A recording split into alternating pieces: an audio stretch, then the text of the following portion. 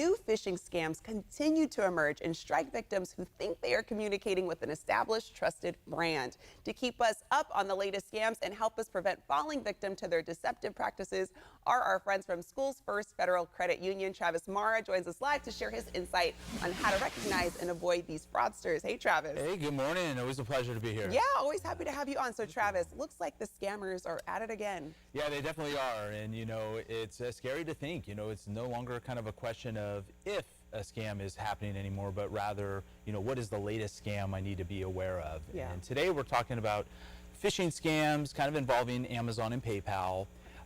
You know, what we are seeing is a trend of these scams. You see them in all different walks of life.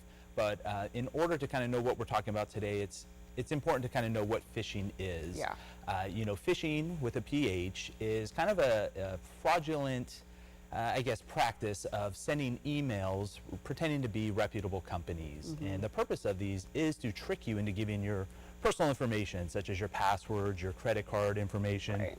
other kind of personal financial information. Another term out there is smishing. Oh. That is kind of the same as phishing, but instead it's referring to receiving that material kind of via text message. You know, if you're aware, text message is also known as SMS messaging, so that's where you get the word smishing. Okay. Both kind of fun terms, but not fun to be part of. Yeah, definitely. I haven't heard smishing, so thank you for informing me and our viewers, hopefully. And it seems like you were mentioning there's a whole new vocabulary being created around these fraudulent practices, and we talked about a little bit how it's impacting Amazon and PayPal. So could you tell us about that? Yeah, so I mean, there is a lot of different scams that are out there. A few to kind of touch on is one is warning you that your account is suspended or going to be frozen. Yeah. You know, what they're kind of preying on is that fear. And so they will ask you, you know, to kind of log in, give your password on a fake site. That way they can get your kind of login information. What they're also doing is having you go purchase, you know, those gift cards that we always want to be careful of, and they'll ask for that claim code in order to kind of reactivate your account. Another one is claiming that you received too much money.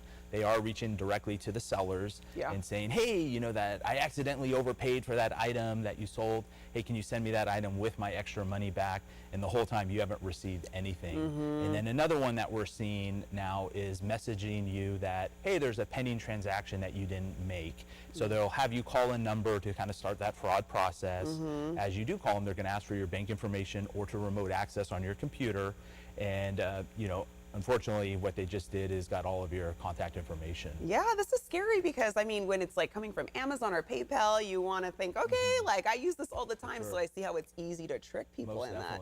Yeah, so what would you say are some things we could do to prevent this from happening? Yeah, like you said, I mean, there are commerce. There's how we shop. It's what we trust. And so we think, oh, if it's Amazon or from it, it must be. So a few things is you really want to be suspicious of random, you know, emails, calls, text messages, especially when they're asking for that quick action. You know, one thing you can do, they may also be asking you to, hey, click this link or call this number.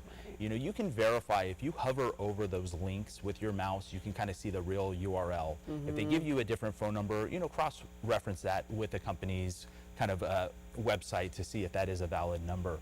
Another thing is we never want to give our bank or personal information over email, phone, or text, especially if we didn't initiate the call.